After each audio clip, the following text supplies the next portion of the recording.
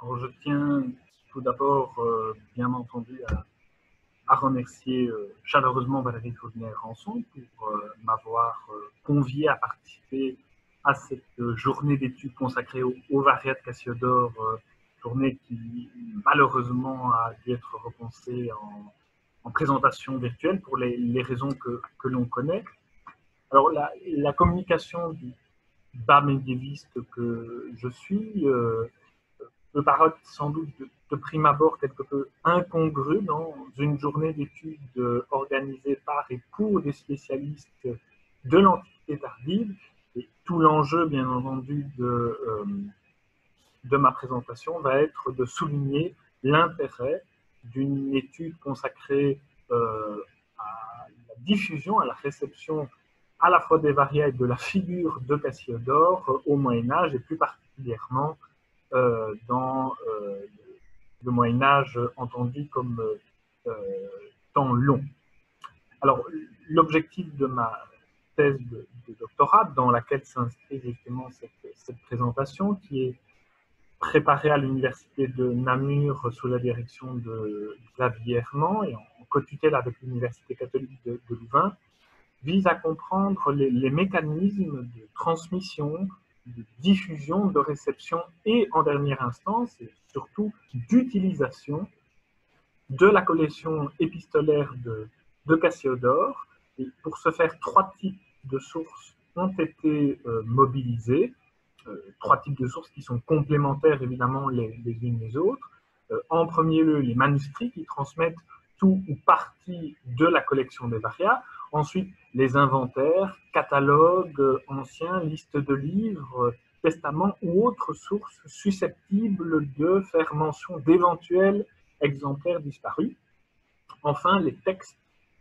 qu'ils soient littéraires ou pragmatiques, qui empruntent explicitement ou non à l'œuvre de Cassiodore. Alors, la communication d'aujourd'hui ne va pas chercher à s'intéresser à la Nachleben matérielle des varias, autrement dit à sa diffusion manuscrite,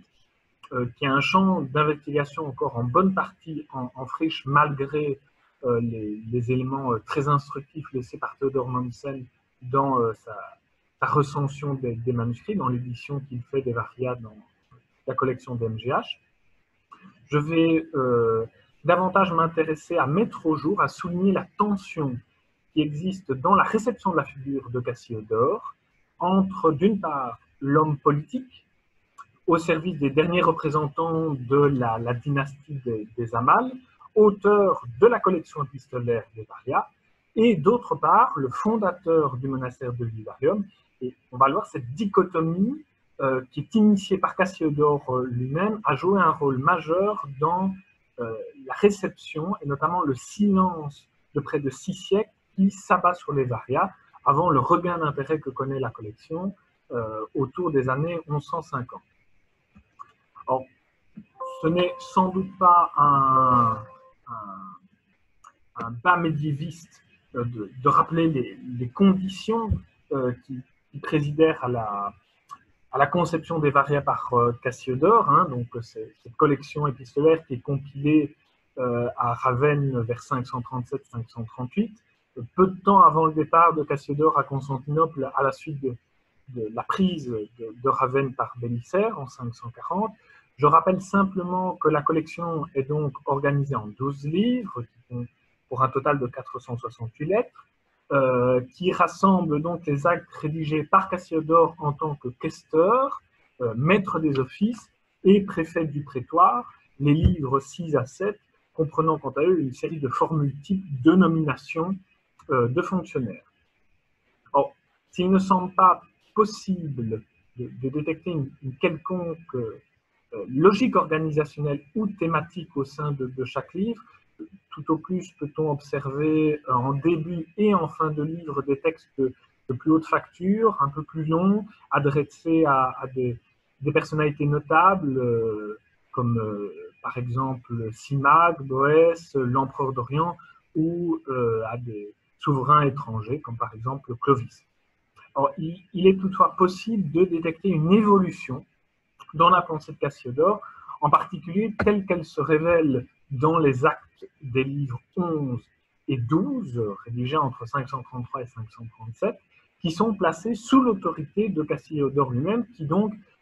pour le coup, écrit en son nom propre. Cette partie de la collection contiendrait, selon toute une série de chercheurs, comme par exemple Alain Gallonnet, qui est auteur d'ailleurs de la traduction toute récente du De Anima, qui est paru dans la collection des sources chrétiennes. Ces deux derniers livres donc contiendraient les signes avant-coureurs de ce qu'on a appelé la conversio de Cassiodore, qui sera véritablement initiée peu de temps après dans la rédaction du De Anima et pleinement assumée dans son commentaire sur les psaumes. En fait, les crises à répétition qui marquèrent la fin de l'activité politique de Cassiodore, avec son lot de désillusions, auraient entraîné un profond revirement, à la fois d'ordre politique et spirituel. Et si les rapports entretenus entre les Varias et le De Anima, qui, je le rappelle, est présenté de l'aveu même de Cassiodore comme le 13e livre de la collection, si ces rapports ont fait l'objet de nombreux débats, entre partisans d'une liaison consubstantielle entre les deux œuvres, c'est par exemple la position de Shenjorni, et d'autre part les tenants d'une distinction radicale entre le De Anima et les Varias. Il n'en demeure pas moins qu'après le De Anima, Cassiodore semble avoir définitivement tourné la page de son passé, de sa carrière auprès de la cour ostrogotique. Vers 555, rappelons-le, Cassiodore revient en Italie, dans les terres de Calabre, les terres familiales, où il fonde le monastère du Vidarium, où il va entamer sa seconde carrière, la seconde étape de son activité littéraire, en tant cette fois-ci que bibliste, exégète, traducteur, compilateur, pédagogue, etc. Alors, à partir de cette date, il n'est plus fait mention par Cassiodore des Varias, véritable manifeste, certes idéalisé en partie, de son activité politique. La collection n'est par exemple pas mentionnée dans ses institutionnes, et encore moins, et c'est d'ailleurs assez significatif du rapport que Cassiodore entretient avec son propre passé, dans le De Orthographia, présenté comme avoir été écrit à l'âge tout à fait honorable de 93 ans par Cassiodore, et dans lequel il fait une sorte de catalogue de sa production littéraire, et dans ce catalogue, on ne cite pas, ne sont pas cités, les Varias. Reniant d'une certaine manière les années passées auprès de Théodoric et ses suiveurs, Cassiodore en vient d'une certaine manière à jeter dans les oubliettes de l'histoire, pendant tout un temps, en tous les cas, la collection des Varias, témoignage gênant, sur lequel on pourrait débattre, d'une époque qu'il tenait, en tous les cas visiblement, à passer sous silence, ou en tous les cas à laisser de côté. Alors ainsi, durant les siècles qui suivirent, les Varias furent absentes de la diffusion du reste du corpus cassiodorien, et plus particulièrement le corpus post-conversion, qui connut pourtant un succès certain, à la fois en Grande-Bretagne par le biais des moines évangélisateurs du 7e siècle, mais également dans l'ère germanique grâce aux nombreux manuscrits présents dans la bibliothèque, dans les bibliothèques de l'Italie centro-méridionale, et qui s'y sont retrouvés notamment après la dispersion de la bibliothèque du Vidarium, après son transfert dans la bibliothèque du Lateran à Rome au cours du 7e siècle. Sur le sujet, je renvoie au livre de Pierre Courcelles. Les auteurs carolingiens, par exemple, ont fait bon usage des œuvres de Cassiodore, comme par exemple son De Orthographia, ou encore le livre 1 des Institutiones, en particulier le chapitre sur la rhétorique, qui ont été utilisés comme outils d'enseignement. On constate également, et c'est assez intéressant, un intérêt marqué pour le De Anima, à une époque où les questions d'ordre psychologique connaissent un certain engouement, en particulier dans les œuvres de Raban-Mort ou d'Hincmar de Reims. Et il semble donc, à une époque donc vraisemblablement antérieure, mais en tous les cas à l'époque carolingienne. Le traité sur l'âme, malgré son union théorique prévue par Cassiodore, est rapidement acquis et sans doute également à cause de Cassiodore lui-même, acquis son autonomie vis-à-vis des 12 premiers livres des Varias et ainsi connu une diffusion indépendante. Alors pendant ce temps, les Varias demeurent absents du paysage littéraire. Il n'y a aucune trace pour l'instant vérifiée d'emprunt textuel à la chancellerie carolingienne, et ce malgré par exemple contre l'avis d'ailleurs assez gratuit de Samuel Barnige dans son ouvrage de 1992, ni chez d'autres auteurs encore carolingiens qui pourtant utilisent Cassiodore et même au préalable, Isidore de Séville, Bède le Vénérable et par la suite Alcuin. Et d'ailleurs à ce propos, il convient de réfuter l'hypothèse de Jean-Marie Fritz et de Patricia Stopacci, et à partir notamment des études de Jacques Fontaine, comme quoi, hypothèse selon laquelle Isidore de Séville aurait fait usage de la collection des Varias. Les deux passages qui sont pointés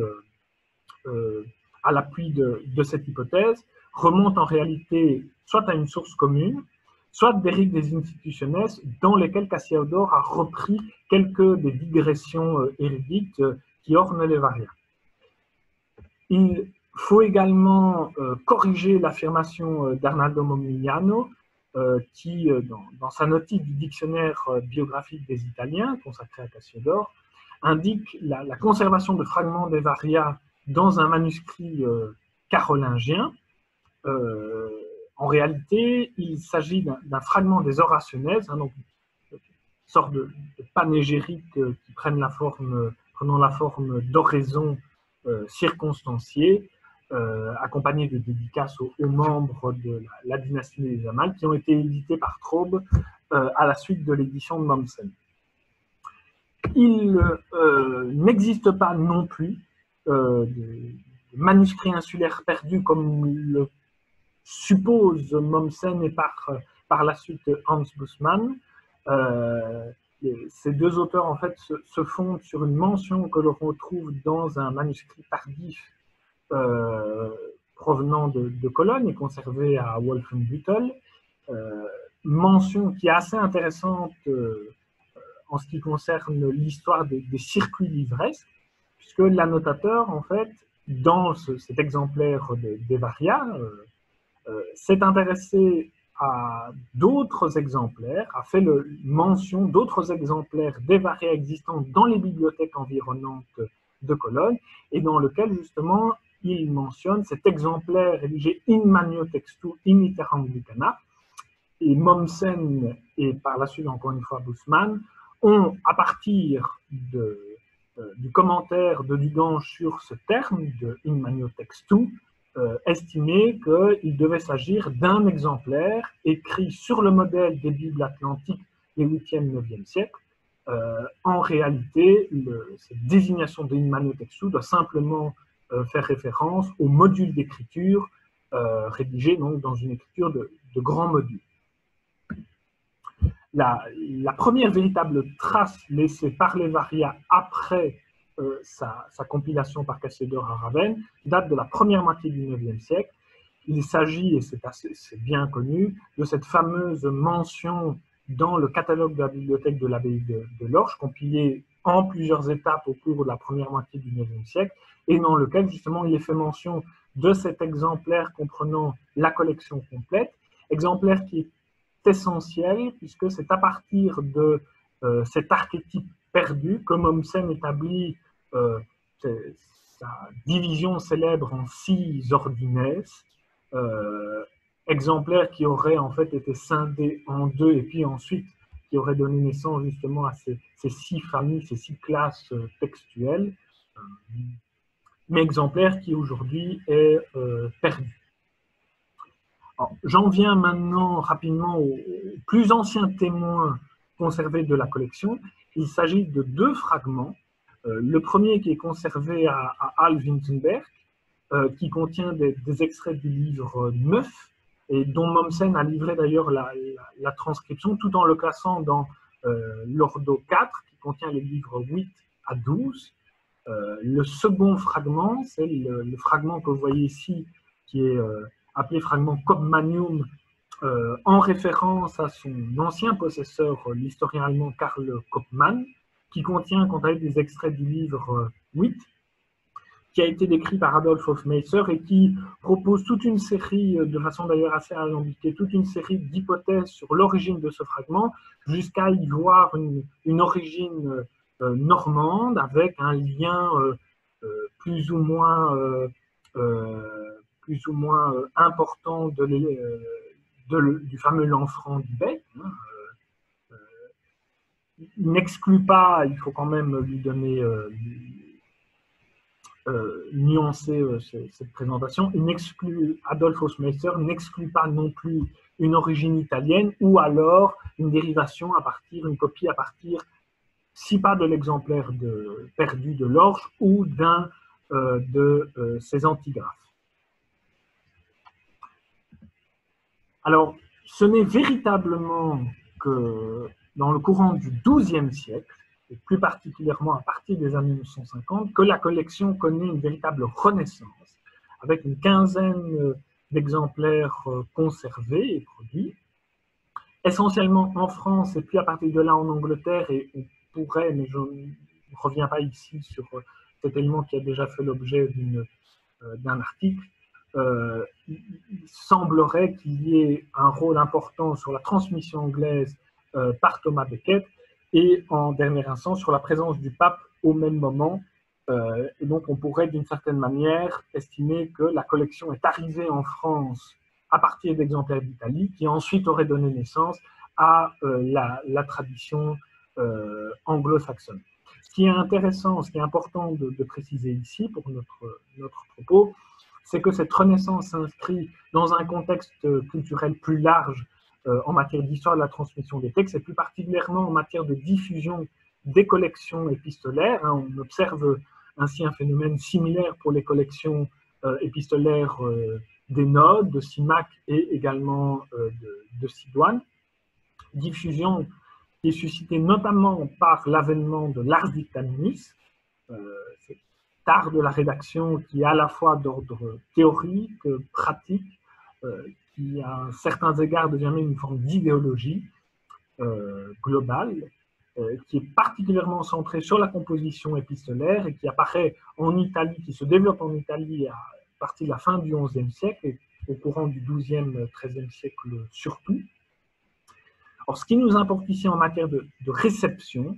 de la figure littéraire de Cassiodore, et plus particulièrement de la figure poétique, puisque c'est encore une fois l'objet de cette communication, c'est que les varias, du moins dans un premier temps, furent essentiellement lus et utilisés comme source de connaissances. Sur le modèle de l'encyclopédie isidorienne, réception qui n'étonne pas au sens où on connaît bien le goût de Cassiodore justement pour toutes les digressions érudites qui agrémentent ces lettres. On pense par exemple à ces digressions au sujet de la musique, des arts libéraux comme la géométrie, sur les 7 merveilles du monde, ou ces descriptions animalières qui ont dès le départ d'ailleurs intéressé, ont eu un certain succès, par exemple chez Alexandre Nekham. Et donc d'une certaine manière, lorsque la collection retrouve un certain engouement au XIIe siècle, c'est d'abord comme produit d'un Cassiodore encyclopédiste, pédagogue, que les varias sont perçus, et non comme une œuvre proprement politique. En soi, le Cassiodore des institutionnels ou le Cassiodore du De Orthographia ne diffère pas tant à l'époque de l'auteur des varias. Par exemple, Pierre de Blois, l'un des plus grands épistolographes de la fin du XIIe siècle, et qui eut probablement en main un exemplaire des varias, voit d'abord en Cassiodore une autorité en matière de grammaire, à côté d'autres auteurs, d'autres figures comme Priscien, Donat, Bède ou encore Isidore. D'un point de vue biographique, il faut attendre le XIIIe siècle, avec la seconde moitié du XIIIe siècle, avec la notice que lui consacre Vincent de Beauvais, le grand encyclopédiste à succès de l'époque de Louis IX, pour voir explicitement mentionné dans la biographie de Cassiodore la rédaction du corpus épistolaire des Varia. Jusqu'alors, cette collection, cette production n'est jamais fait mention. Par exemple, dans l'histoire des auteurs ecclésiastiques de Sigebert de Jean Blou, la quasi-totalité de la production littéraire de Cassiodore est mentionnée, dont le De Anima, mais il n'est encore une fois jamais fait mention des Varia. Tout au plus, précisons qu'avant d'être moine, Cassiodore a d'abord été consul et sénator. Cette précision, mais qui est vite passée sous silence, dérive en dernière instance de la description qu'en fait Pauliac dans l'histoire des Lombards, comme je vous le montre ici. L'activité poétique de Cassiodore, semble-t-il, est diluée, subsumée, sous le poids du Cassiodore, soit père de l'Église, auteur du commentaire sur les psaumes, quand par exemple, chose assez étrange, mais comme Roger Bacon, qui, lorsqu'il parle de Cassiodore, le décrit comme Doctor Famosus in Theologia. Lorsque Cassiodore est mobilisé par les grands dictatores italiens du XIIIe, XIVe, c'est d'abord en tant qu'auteur des Varia, c'est non pas en tant que chancelier de Théodoric, mais en tant que rhétoricien, orateur, prosateur de talent. Tommaso del Garbo, par exemple, en fait le père de l'éloquence, au détriment d'ailleurs de Cicéron, c'est un fait intéressant. Mais non, Cassiodore, les Varia ne sont jamais considérés ici comme produits de l'activité proprement politique de Cassiodore. La carrière politique de notre auteur a pourtant suscité un intérêt de la part d'une série de lecteurs, et ce dans au moins 2 domaines qui vont m'intéresser ici,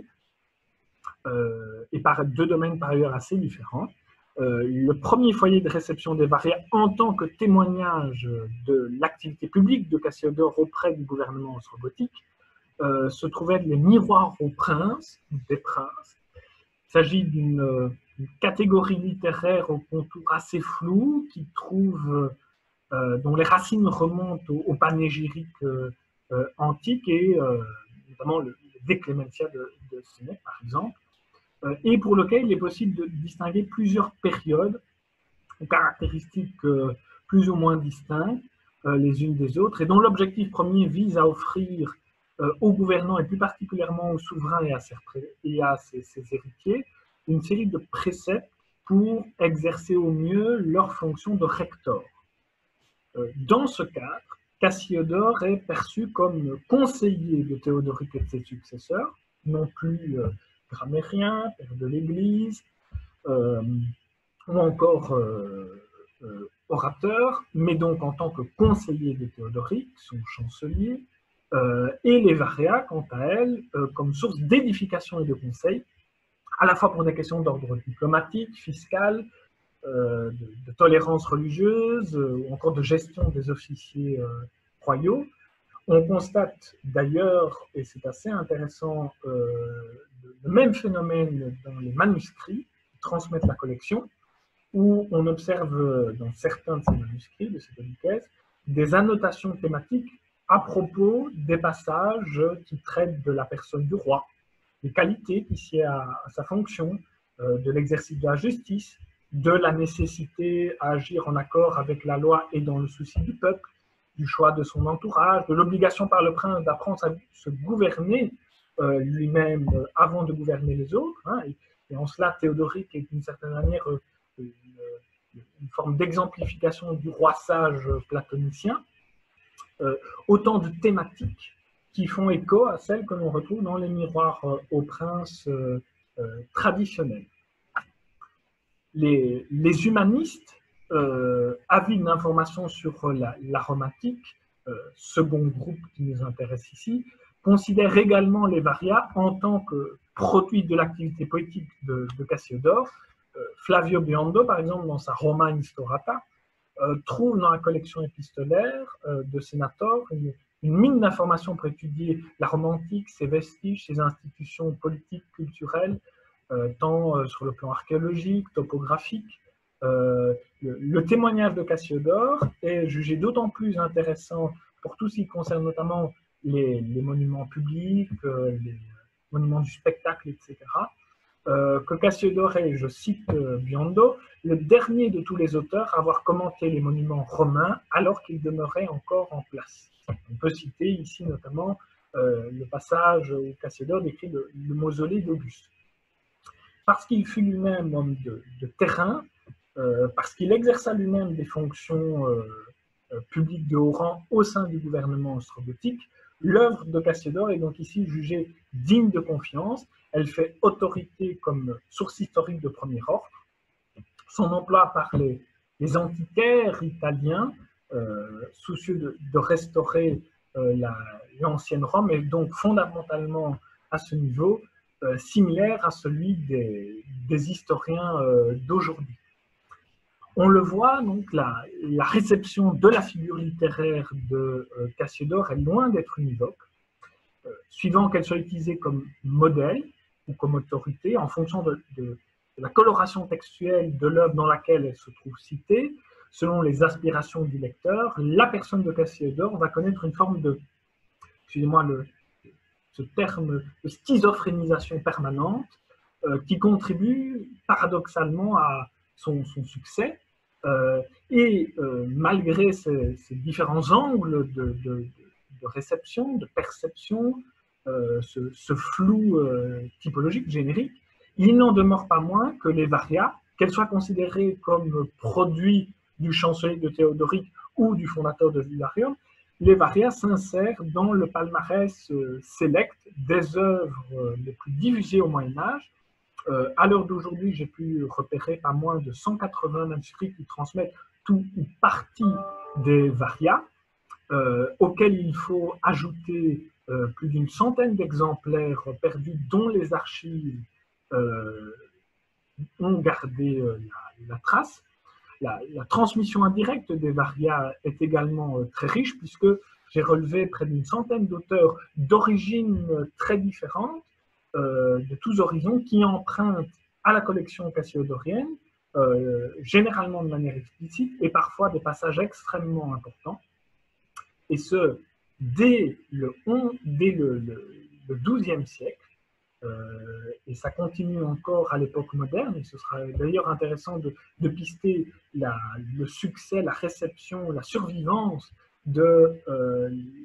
la figure de Cassiodore comme producteur, auteur des varias à l'époque moderne, et elle est assez importante, visiblement, notamment dans les milieux juridiques. Mises ensemble, les différentes données que je viens ici d'évoquer permettront, je pense, de mieux comprendre, et c'est l'objectif, ce qui fit le succès des varias de Cassiodore, devant encore une collection épistolaire tardo-antique, témoin de pratiques à la fois administratives, politiques, culturelles et bien entendu stylistiques, en bonne partie éloignées de la réalité médiévale. Et bien en quoi ce type de texte a pu continuer à susciter l'intérêt de dizaines de générations de lecteurs plusieurs siècles après sa conception.